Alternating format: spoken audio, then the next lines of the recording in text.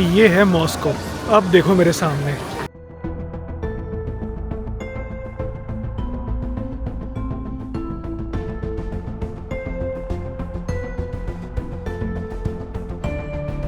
यहाँ के हालात देख के अभी कोई कह सकता है कि ये कंट्री 4 साल से 5 साल से वॉर लड़ रही है, यहाँ पे क्राइसिस है, यहाँ पे सैंक्शंस है इस देश पे, या इस देश की इकोनॉमिक हालत बहुत गलत है, ख़राब है। मुझे यहाँ पे देख के ऐसा कुछ नहीं लग रहा है। यहाँ पे जब से मैं आया हूँ लोग अपनी ज़िंदगी जी रहे हैं, सब कुछ कर रहे हैं, कुछ गंदगी नहीं है, कुछ भी नहीं है, नो लिटरिंग। इतनी भीड़ होने के बावजूद हर टूरिस्ट ने पूरा ध्यान रखा हुआ है, कुछ भी यहाँ वहाँ चीज़ें नहीं फेंक रहा है। देश अमीर हो या गरीब हो उस पर डिपेंडेंट नहीं है। लोग कैसे बिहेव करते हैं, सिविक सेंस जो होती है ना, वो बहुत रेयर होती है।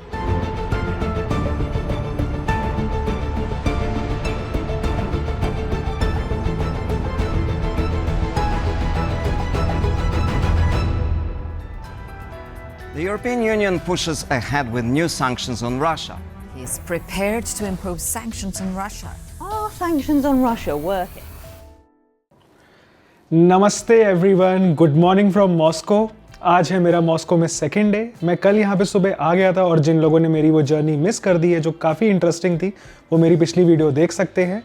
फिलहाल मॉस्को में आज मेरा सेकेंड डे है, बट इसको मैं पहला दिन ही मानूंगा क्योंकि कल मैंने कुछ भी नहीं किया था। कल मैं पूरा दिन होटल में सो ही रहा था, बट अब टाइम हो गया है बाहर निकलने का और चलते हैं मॉस्को एक्सप्लोर करते हैं। चलिए मेरे साथ। तो ये है मॉस्को का नज़ारा मेरे होटल के जस्ट सामने से। ये जो रोड के ऑपोजिट है, ये जस्ट है छोटा सा शॉपिंग मॉल। मतलब छोटा इसलिए कह रहा हूँ, ज़्यादा शॉप्स नहीं है इसके अंदर, सिर्फ ग्राउंड फ्लोर तक ही लिमिटेड है ये। और वो रहा रोड क्रॉस करके मेट्रो स्टेशन, अभी वहीं जा रहा हूँ मैं। तो रशिया के अंदर अभी रूबल्स चलता है और 1 rouble is equal to 1.09 rupees, तो लगभग 1 रुपये का 1 रूबल ही मान लो। यहाँ पे हमारे इंडियन कार्ड्स और कोई भी इंटरनेशनल कार्ड्स नहीं चलता है, सो मैं खुद कैश कैरी कर रहा हूँ और करेंसी कन्वर्ट करवा के मैं इंडिया से ही आ गया था, जो काफ़ी ज़्यादा प्रॉब्लम है जिसके बारे में आराम से बात करूँगा क्योंकि बुकिंग्स वगैरह करने में काफ़ी प्रॉब्लम्स आ रही हैं एंड इंटरनेट का भी इशू है, बट उसके बारे में बात करते आराम से। अभी चले मॉस्को घूम लेते हैं थोड़ा। ये मैं मेट्रो स्टेशन की तरफ जा रहा हूँ अभी सबसे पहले मैं 24 आवर पास देखता हूँ कि वो कैसे ख़रीदना है। मिलता है यहाँ पे, चेक किया था मैंने ऑनलाइन, बट अब कैश से बाय कर सकता हूँ या नहीं वो एक बार चेक करना होगा। फाइनली मुबारक हो भाई। ये रहा इनका मेट्रो कार्ड।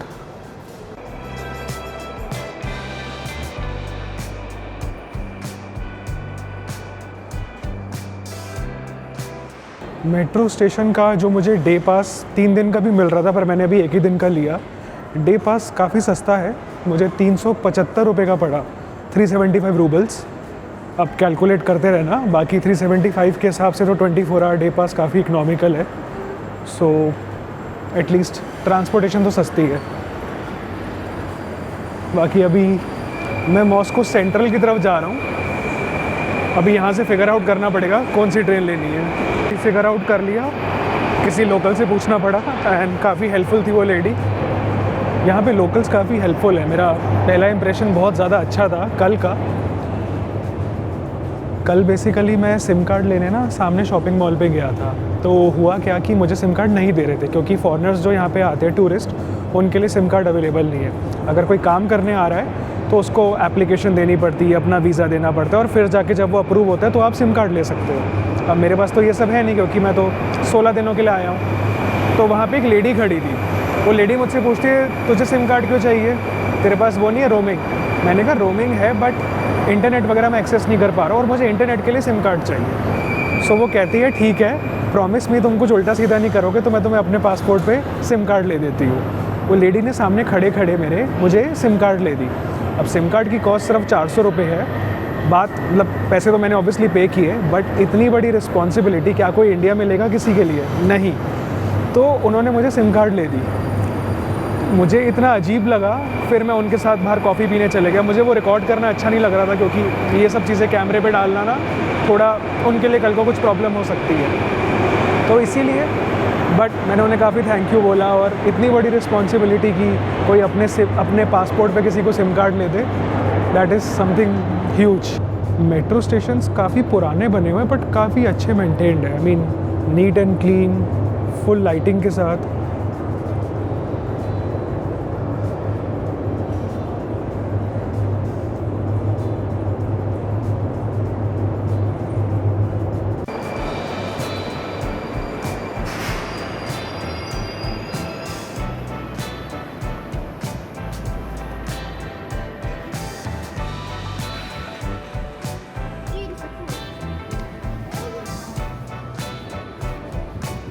भाई यहाँ के मेट्रो स्टेशंस क्या है, मैं अभी इनके किसी सेंटर के मेट्रो स्टेशन पे उतरा हूँ और ऐसा लग रहा है किसी आर्ट गैलरी के अंदर आ गया हूँ गलती से। यार ये देखो एक बार, मेट्रो स्टेशन कोई ऐसा बनाता है।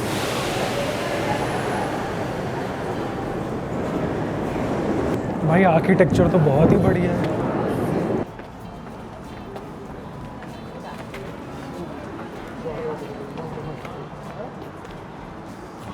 भाई स्टेशन से निकलते ही ना व्यू देखो सामने, ये क्रेमलिन है मेरे ख्याल से। हाँ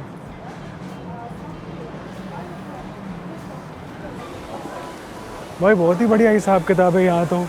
मेट्रो स्टेशन से निकलती ही मेरी दुनिया बदल गई है। गार्डन के बीच में चल रहा हूँ, कॉफ़ी शॉप्स, और ये क्या है, ओ माय गॉड ये क्या है भाई। भाई ये देखो,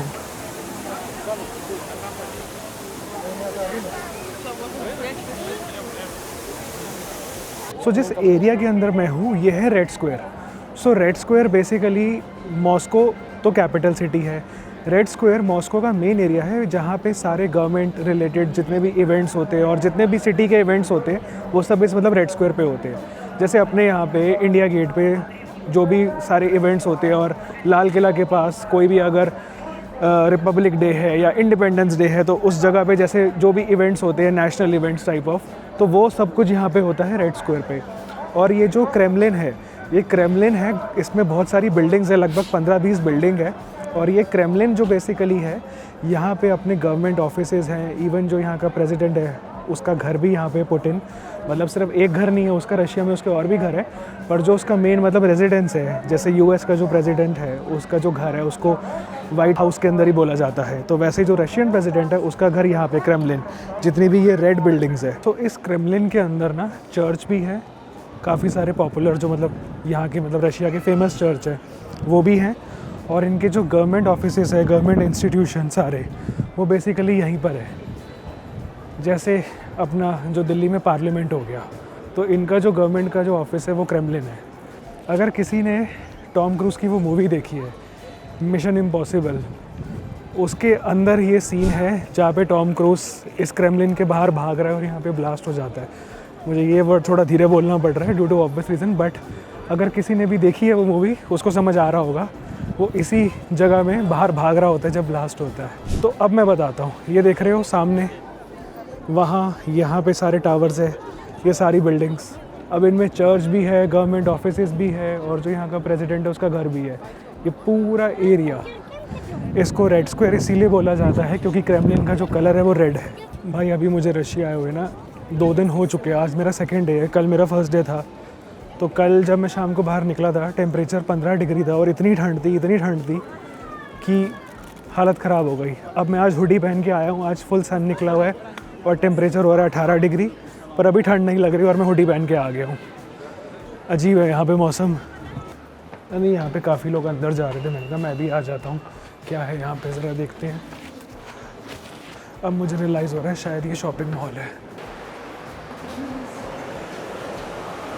ओह ऐसा शॉपिंग मॉल ही है ये तो पूरा। यार एक बात का मुझे विश्वास नहीं होता, न्यूज़ पे जब मैं देखता था, स्पेशली इंटरनेशनल न्यूज़ चैनल्स, वहाँ पे ऐसे दिखाते हैं कि रशिया के ऊपर इतने सैंक्शंस पड़े हुए हैं, लोगों की हालत बेकार है, इकोनॉमी की लगी हुई है। मुझे यहाँ पे देख के ऐसा कुछ नहीं लग रहा है। सिर्फ एक ही चीज़ दिखी है मुझे जो ऐसा लग रहा है बिकॉज ऑफ सैंक्शंस। एक तो कार्ड नहीं चलते हैं, इंटरनेशनल ट्रांजैक्शंस, और इंटरनेशनल ब्रांड्स मुझे कम दिख रहे हैं। बट अगर मैं यहाँ दिखाऊँ, अब ये इंटरनेशनल ब्रांड ही, अब देखो ये तो है डियोर, यार सब कुछ तो है यहाँ पे। फालतू का शोर क्यों मचाया हुआ है कि सैंक्शंस है, सैंक्शंस है, सैंक्शंस है। क्या सैंक्शन है ये? अच्छा भला तो ये लोग अपनी लाइफ जी रहे हैं, ये सब तो मैं दिखाता रहूँगा। उसके साथ साथ मैं मॉस्को के बारे में पहले कुछ फैक्ट्स बता देता हूँ। मॉस्को की जो पॉपुलेशन है वो लगभग 15 मिलियन है, और ये जो साइज़ है मॉस्को सिटी का वो दिल्ली का ट्वाइस है। मतलब दिल्ली से साइज़ में 2 गुना बड़ा है और पॉपुलेशन में ऑलमोस्ट हाफ है। मॉस्को कैपिटल सिटी है रशिया की, और रशिया इतना बड़ा है कि रशिया में टोटल 11 टाइम जोन्स है। मतलब इतना बड़ा है कि कुछ जगहों पे जाके टाइम जोन ही चेंज हो जाता है रशिया का। वर्ल्ड की कोल्डेस्ट प्लेस जो है वो रशिया में है। जो वर्ल्ड का सबसे बड़ा फ्रेश वाटर लेक है, लेक बैकाल, वो भी रशिया में है। बाकी इस बात का तो मुझे विश्वास हो गया कि भाई ये सैंक्शन वैंक्शन कुछ नहीं होते हैं, सिर्फ कहने की बात है। मतलब मीडिया कुछ भी दिखाता है। यहाँ पे जब से मैं आया हूँ लोग अपनी ज़िंदगी जी रहे हैं, सब कुछ कर रहे हैं। बिकॉज ऑब्वियसली रशिया इतना बड़ा है तो इनके पास डोमेस्टिक डिमांड इतनी ज़्यादा है कि उसकी वजह से इनकी इकोनॉमी पे कोई प्रॉब्लम नहीं आया। मतलब ऐसा नहीं है कि इनकी इकोनॉमी सिर्फ इंटरनेशनल प्रोडक्ट्स के ऊपर ही लिमिटेड है। और अब तो रशिया का चाइना के साथ भी काफ़ी ज़्यादा बिजनेस होता है, तो काफ़ी ज़्यादा मुझे चाइनीज़ भी दिखे हैं यहाँ पे। मतलब यहाँ नहीं दिख रहे, पर मेरे होटल में जैसे काफ़ी चाइनीज़ रुके हुए हैं। अब ये देखो, कौन कहेगा कि रशिया में कुछ प्रॉब्लम है।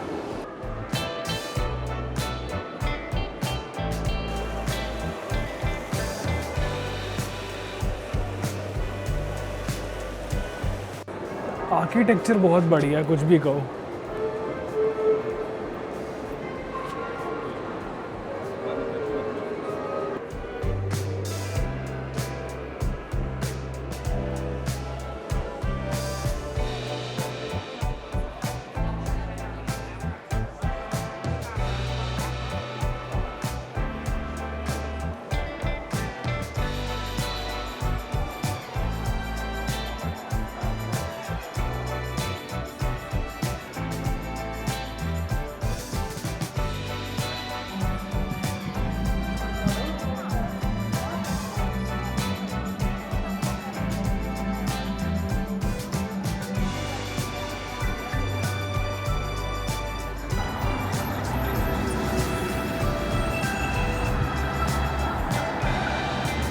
रेड स्क्वायर एरिया से निकल के अभी मैं आ गया था VDNH पार्क एरिया में।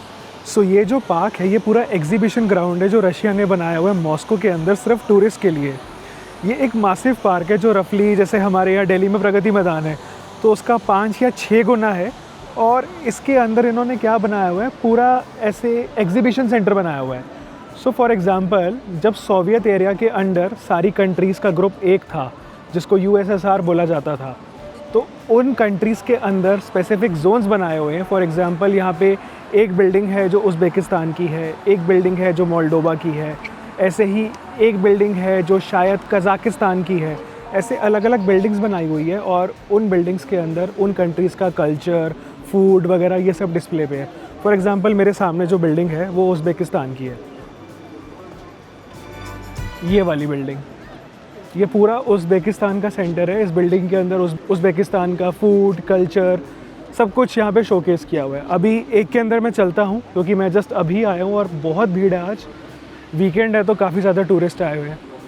ये इतना बड़ा पार्क बना दिया है यहाँ पे, और हैरानी की बात ये होगी जान के एंट्री बिल्कुल फ्री है। यहाँ पे आने का कोई भी चार्ज नहीं है और ये ऐसी जगह है मुझे लग रहा है कि पूरा दिन भी कम पड़ेगा यहाँ पे घूमने के लिए। मैं अभी ऑलमोस्ट शाम के टाइम पे आया हूँ, शाम होने वाली है, 5 बज चुके हैं तकरीबन। तो सोवियत एरा के टाइम पे जो कंट्रीज़ मिलके पूरा USSR बनाती थी अब तो काफ़ी पार्ट्स टूट के अलग हो गए हैं। तो इन्होंने उन सब के यहाँ पे वो लगाए हुए बिल्डिंग्स, और उन बिल्डिंग्स के अंदर क्या है अब चल के देखते हैं। अब ये कज़ाकिस्तान की है, ये पूरा कज़ाकिस्तान का चेंबर है।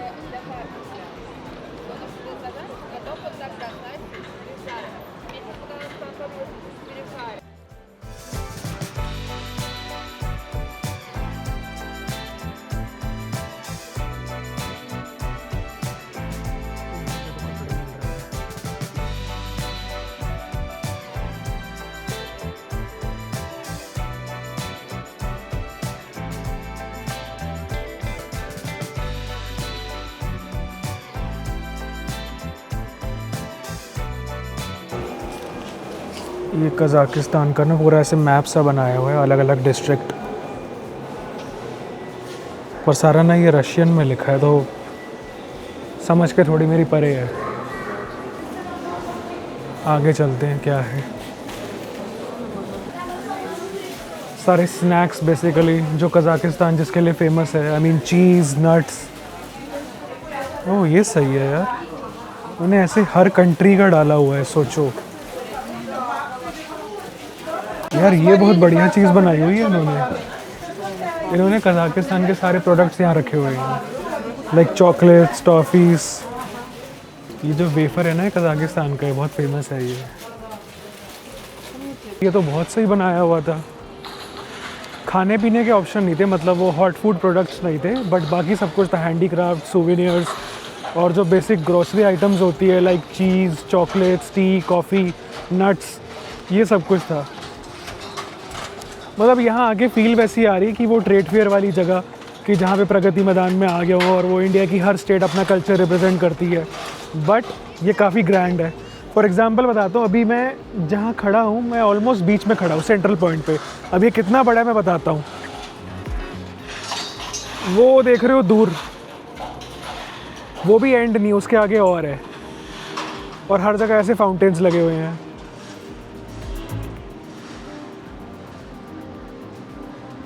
और मैंने स्टार्ट किया था, ये जो अभी टावर है ना जो पास दिख रहा है, उसके पीछे 2 टावर और है, तो ये बहुत ग्रैंड है। कुछ गंदगी नहीं है, कुछ भी नहीं है, नो लिटरिंग। इतनी भीड़ होने के बावजूद हर टूरिस्ट ने पूरा ध्यान रखा हुआ है, कुछ भी यहाँ वहाँ चीज़ें नहीं फेंक रहा है। ये सब चीज़ें होती है जो बेसिक सिविक सेंस होता है, और ये जगह के हिसाब से नहीं होता, ये लोगों में होता है, ये मैंने देख लिया है। इसका जगह से कुछ लेना देना नहीं होता। देश अमीर हो या गरीब हो, उस पर डिपेंडेंट नहीं है। लोग कैसे बिहेव करते हैं, सिविक सेंस जो होती है ना, वो बहुत रेयर होती है।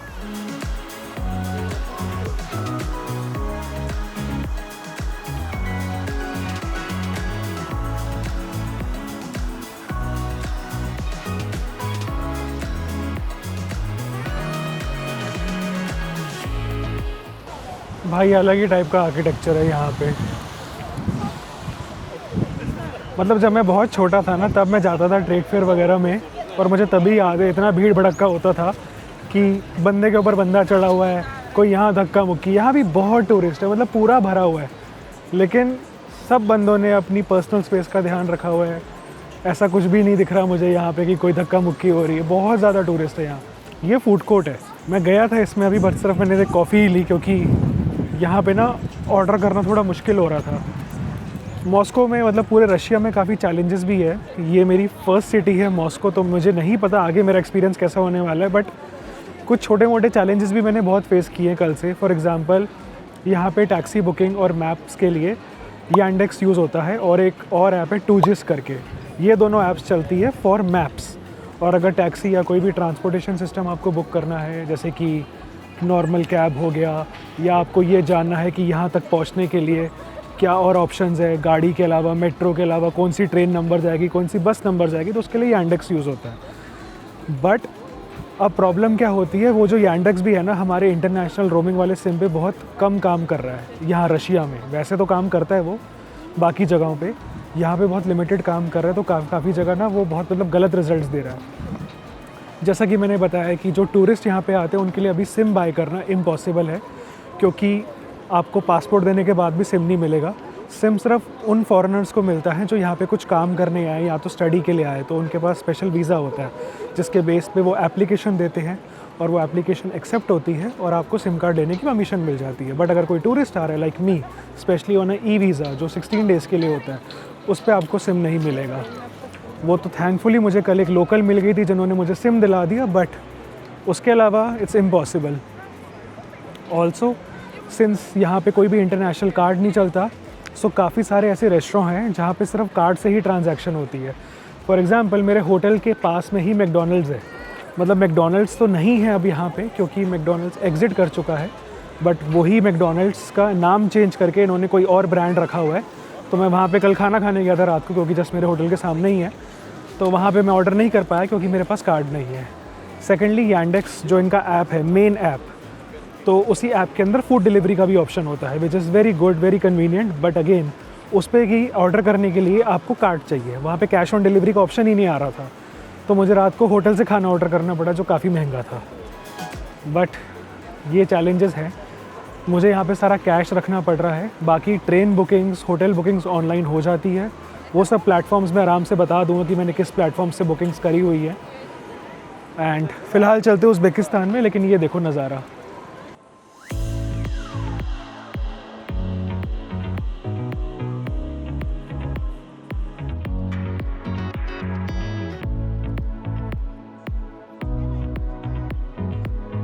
यार इतना डिटेल्ड आर्किटेक्चर है ना, ये देखो एक बार, मतलब कोई शायद ना ही देखे ना ही नोटिस करे, बट ऐसे वॉल्स के अंदर भी कितनी डिटेल्ड ऐसे कार्विंग करी हुई है।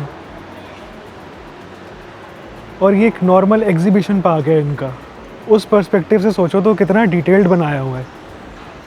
अच्छा, कुत्ते अलाउड नहीं है, खाना पीना अलाउड नहीं है, और बच्चे अंदर नहीं है अलाउड। ठीक है, मेरे पास इनमें से कुछ भी नहीं है। अरे भाई, व्हाट इज़ दिस?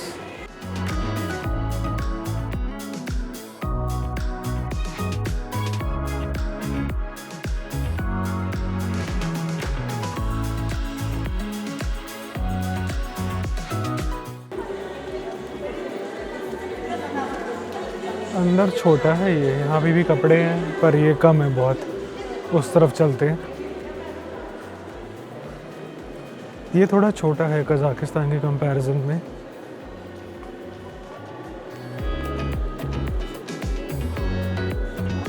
मुझे लग रहा है इन्होंने ना बंद हो गया ये, शायद अभी हर जगह पे रोप्स लग गई हैं।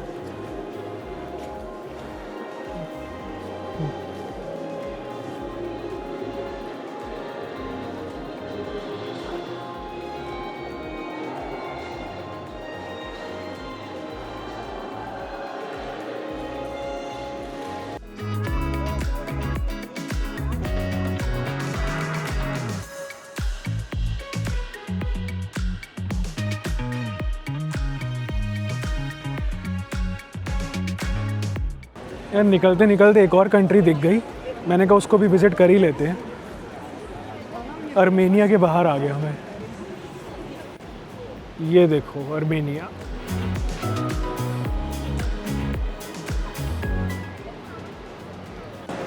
ये कह रहा था मैं पार्क का नाम, VDNH, इसको बोलते ही यही है। रशियन में इसका कुछ और नाम है, बट इंग्लिश में इसको VDNH बोलते हैं। और ये कितना बड़ा, एक बार मैप देख लो।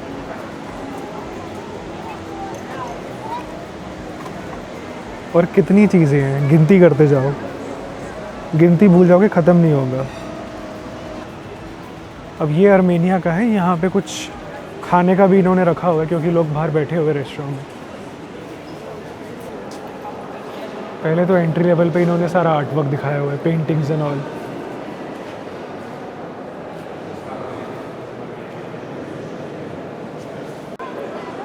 आर्मेनिया वाले में इन्होंने रेस्टोरेंट ज़्यादा रखे हुए हैं और कुछ सिल्वर ज्वेलरी और इन सब की दुकानें हैं, और वाइन शॉप भी है। जैसे ये तो आई गेस सिल्वर ज्वेलरी या कुछ है जो मेरे सामने है अभी।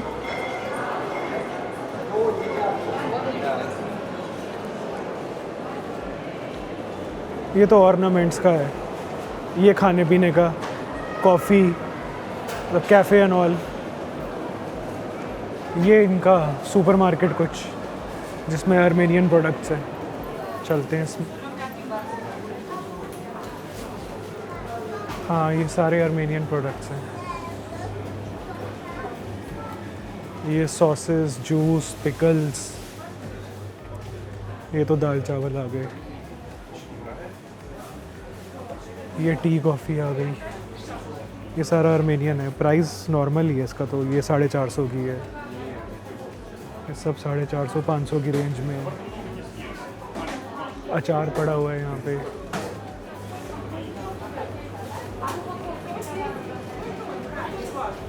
ये सारे ड्राई फ्रूट्स। एक सबसे बड़ा ना डिफरेंस बताता हूँ जो मुझे यहाँ पे आके रियलाइज़ हुआ।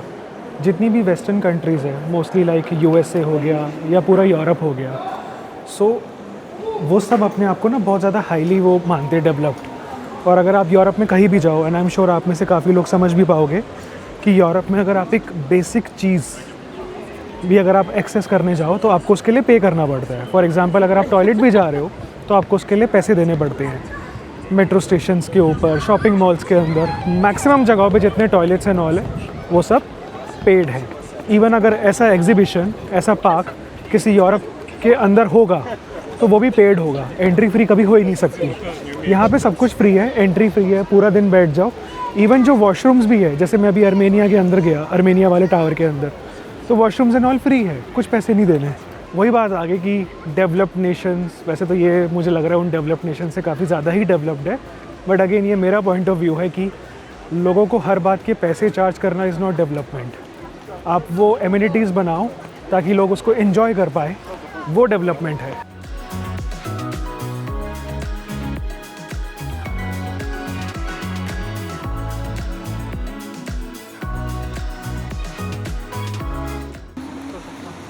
ये रहा फाउंटेन नंबर 2।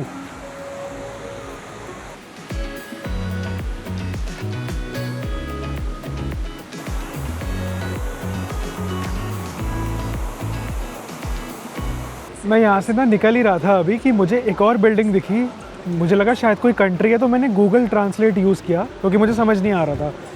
तो यहाँ पे लिखा हुआ है रशियन में, इंग्लिश में ट्रांसलेशन है रोबो स्टेशन।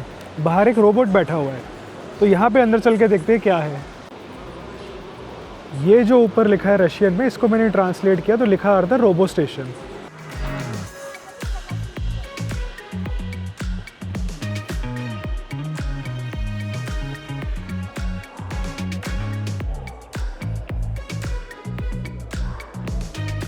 ये बच्चों के लिए है बेसिकली, रोबोट्स बना रखे हैं और बच्चे उनके साथ खेल सकते हैं, मतलब वेरियस गेम्स लगाई हुई हैं पर बेसिकली फॉर किड्स। यहाँ पे आने के लिए ना पूरा दिन भी कम पड़ेगा क्योंकि मैं इतना चल चुका हूँ, उसके बाद भी मुझे लग रहा है मैंने आधा पार्क भी नहीं देखा है। ये अभी मुझे निकलते हुए एक अलग सेक्शन दिखा है जहाँ पे सिर्फ पूरा अम्यूज़मेंट पार्क है, वेरियस राइड्स हैं, ट्रॉलीज़ हैं। ये देखो, वो देख रहे हो ट्रॉली जा रही है ऊपर, केबल कार। और ये देखो राइड्स। यहाँ के हालात देख के अभी कोई कह सकता है कि ये कंट्री 4 साल से 5 साल से वॉर लड़ रही है, यहाँ पे क्राइसिस है, यहाँ पे सैंक्शंस है इस देश पे, या इस देश की इकोनॉमिक हालत बहुत गलत है, ख़राब है। क्योंकि मुझे पर्सनली सिर्फ मॉस्को में हूँ और ये मेरा पहला ही दिन है मॉस्को में घूमने का। मेरा रिएक्शन तो ये है कि ये जितना भी अभी मैं ट्रैवल किया हूँ उन सब यूरोप कंट्रीज से मुझे ये बेटर लगा है। The only problem I am facing इसकी बस कार्ड नहीं चल रहा है, थोड़ा सिम का प्रॉब्लम है, पर वो भी अगर देखा जाए तो इनकी गलती नहीं है क्योंकि सैंक्शन पड़ गए हैं तो इसलिए नहीं चल रहा अब।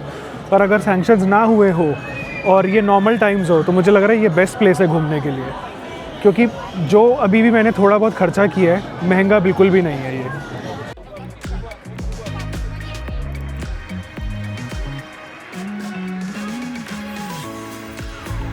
भाई ये है मॉस्को, अब देखो मेरे सामने।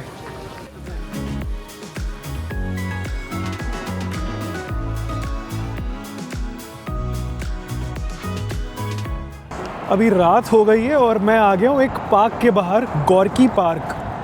ये कल्चरल पार्क है कोई, यहाँ पे शायद कोई म्यूज़िकल इवेंट है या कुछ, क्योंकि वीकेंड है तो वीकेंड पे मुझे मेरे होटल वालों ने ही बताया कि आज कोई सेलिब्रेशन है, शायद मॉस्को सिटी डे है, कुछ तो है आज। ढंग से वो बता नहीं पा रही थी जो होटल पे रिसेप्शनिस्ट थी, बट उसने बोला यहाँ चले जाओ, यहाँ पे ना काफ़ी कुछ देखने को मिल जाएगा। तो मैंने कहा मैं तो खाली ही बैठा हूँ और तो कुछ करने को है नहीं मेरे पास, क्योंकि आज का दिन सिर्फ मैं मॉस्को एक्सप्लोर ही कर रहा हूँ। मेरा पहला ही दिन है, मतलब सेकेंड डे है, बट मैं आज फर्स्ट डे ही बाहर निकला हुआ हूँ। सो देखते हैं जहाँ लोग जा रहे हैं उनके पीछे पीछे मैं भी निकल जाता हूँ। अब शायद मैं अपनी फीलिंग समझा पा रहा हूँ कि कैसा लग रहा है। ये पार्क की एंट्रेंस है।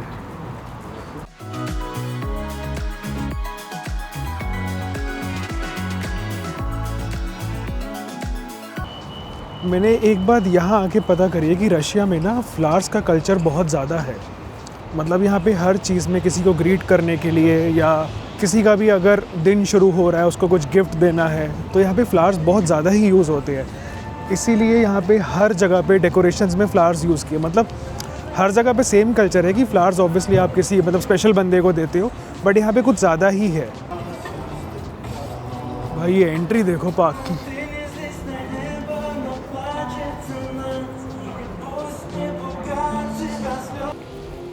भाई यहाँ तो म्यूज़िकल फाउंटेन चल रहा है, पूरा माहौल बना हुआ है।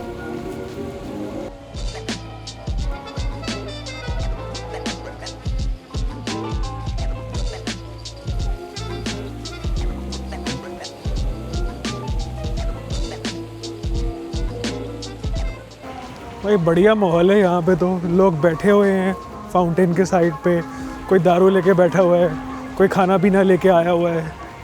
ये देख रहे हो जगह जगह आर्मी के गार्ड्स खड़े हुए हैं। मेरे पीछे एक गार्ड था अभी।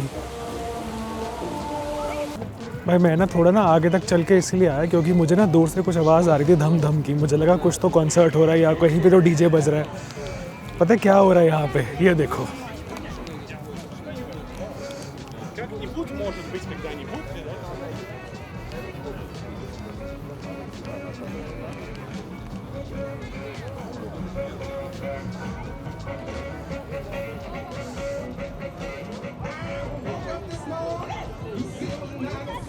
बस लोग नाच रहे हैं यहाँ पे, यही धम धम हो रहा था। अब मुझे ये समझ नहीं आ रहा कि मेरी होटल की रिसेप्शनिस्ट ने मुझे ये देखने के लिए भेजा है। चलो चलते हैं यहाँ से। Thank you. यहीं पे ना पार्क में मुझे चेंज भी कराना था। मेरे पास 5,000 का नोट है, तो टैक्सी वाला भी मेरे पे चला रहा था, उसके पास चेंज नहीं थी। अभी मैं होटल से ना यहाँ पे टैक्सी करके आया था। सो मेरा टोटल जो बिल आया वो था टैक्सी का 600 रुपये, क्योंकि ये जगह आधा घंटा दूर है।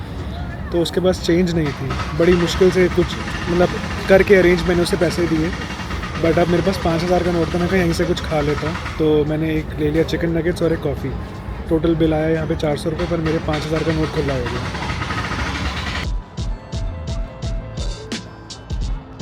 ये ग्रॉसरी स्टोर के अंदर आया था। मुझे काफ़ी लेट हो गया है और मुझे लग रहा है रेस्टोरेंट सारे बंद हो गए हैं और जो खुले हैं उनमें रिजर्वेशन चाहिए होता है। और अभी आज वीकेंड है तो मोस्टली सारे बार्स खुले हैं, तो मुझे भूख भी काफ़ी लग रही है। मैंने कहा ग्रॉसरी स्टोर से ही कुछ उठा लेता हूँ। अब एक तो मैंने पानी की बोतल ले ली, अब बाकी देखते हैं यहाँ पे क्या है। भाई 2 चीज़ें ले ली। एक तो मैंने चिकन ट्रायंगल ले लिया और एक चिकन पटेटो का कुछ है। ये देखते हैं ये 3 चीज़ें कितने की है। मेरा आज का डिनर हो जाएगा इसमें। सिर्फ वो सुबह से चिकन नगेट्स खाया हुआ और ब्रेकफास्ट किया है। Они похожи, что ли? Нет, конечно. 3 चीज़ें ली है मैंने। एक छोटी पानी की बोतल और ये 2, एक चिकन पटेटो का पॉकेट है और एक चिकन ट्रायंगल है। मतलब दोनों चीज़ें काफ़ी बड़ी है। और बिल आया मेरा 150 रूबल। 150 रूबल लगा लो लगभग 160 रुपये। तो प्राइजेस तो बहुत बढ़िया है। और अभी जो ये आर्ग्यूमेंट हो रहा था ना छोटा सा कैशियर के पास, जो बंदा खड़ा था, तो बेसिकली वो सिगरेट मांग रहा था।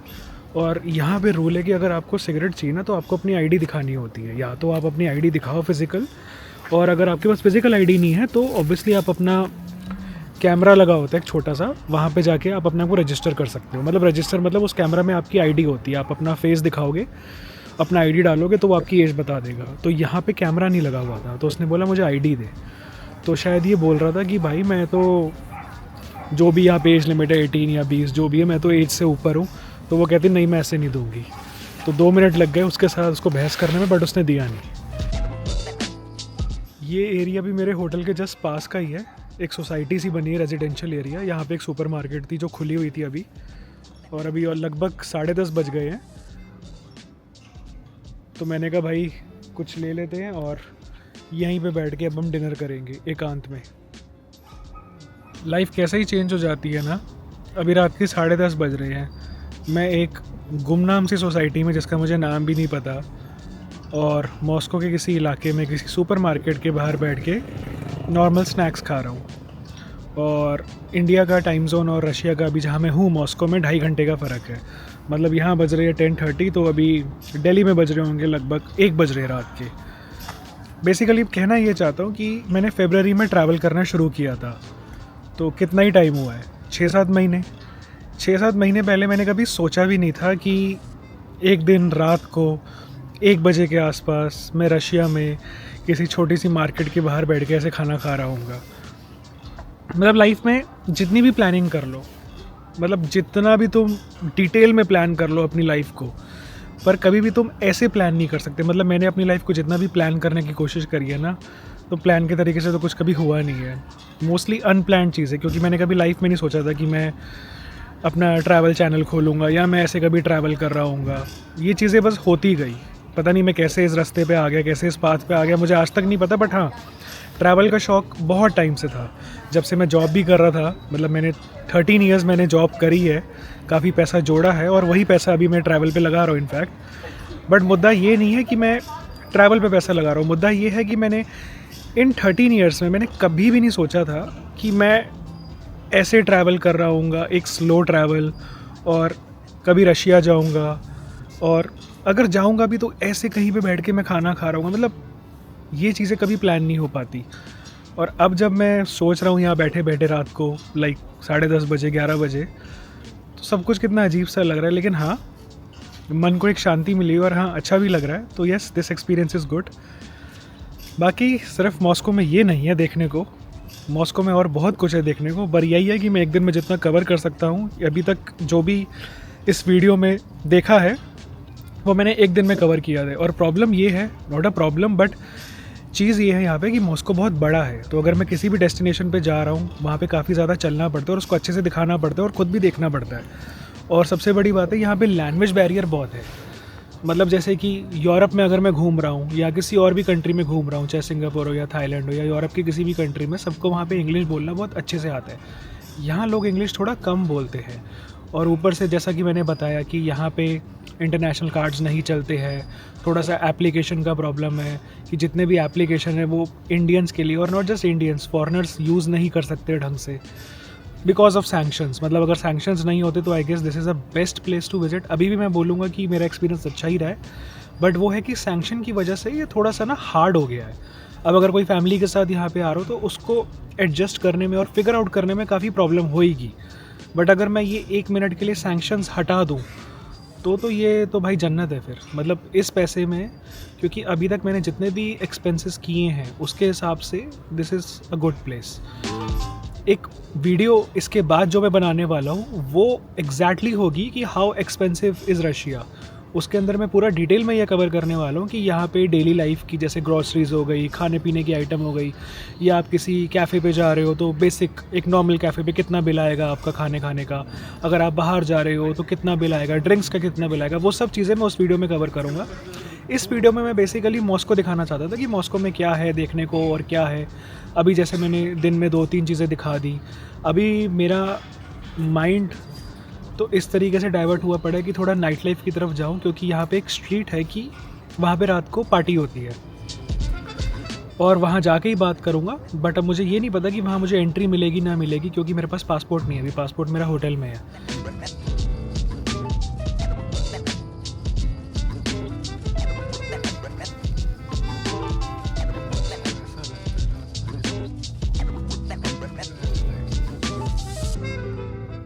भाई ये देखो रात को मॉस्को का हाल,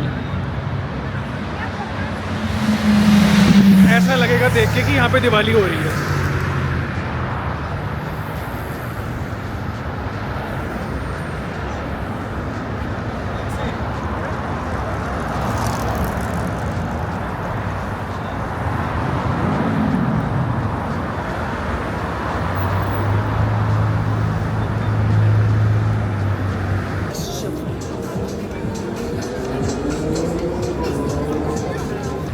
तो ये जो स्ट्रीट है ये लुबियांका मेट्रो स्टेशन के पास है मॉस्को में, और ये पूरी इनकी नाइट लाइफ स्ट्रीट है।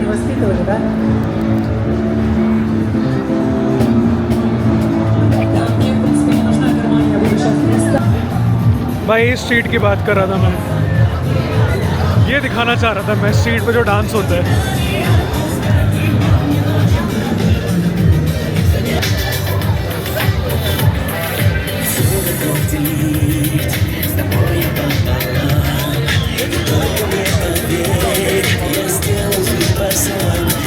तो इस डिस्ट्रिक्ट के ऊपर ना ऐसी 3-4 स्ट्रीट्स हैं जहाँ पे ऐसे स्ट्रीट पे डांस होता है रात को। ये इनकी पूरी नाइट लाइफ डिस्ट्रिक्ट है।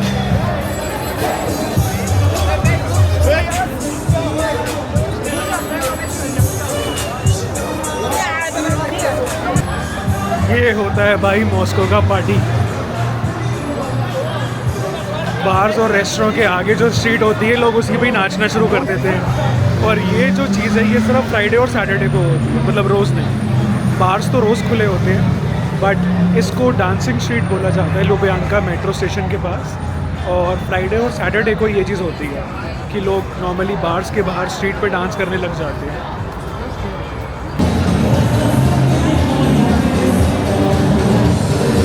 भाई अजीब है, यहाँ पे तो फॉरेनर्स को एंट्री नहीं है। फॉरेनर्स को एंट्री नहीं है या पता नहीं क्या है, उसने मुझे मना ही कर दिया। एक तो मैं अकेला जा रहा हूँ, शायद ये भी हो सकता है, या मेरे हाथ में कैमरा है, बट बहुत से लोग कैमरा लेके खड़े हुए थे बट मुझे एंट्री नहीं मिली। ये जो आगे बिल्डिंग है इतनी जगमग करती हुई, मैंने इसका नाम ट्रांसलेट करके देखा कि ये है क्या आखिर में। लिखा आ रहा है सेंट्रल चिल्ड्रन स्टोर। ये बच्चों की दुकान है, मतलब बच्चों के क्लोथिंग, टॉयज़।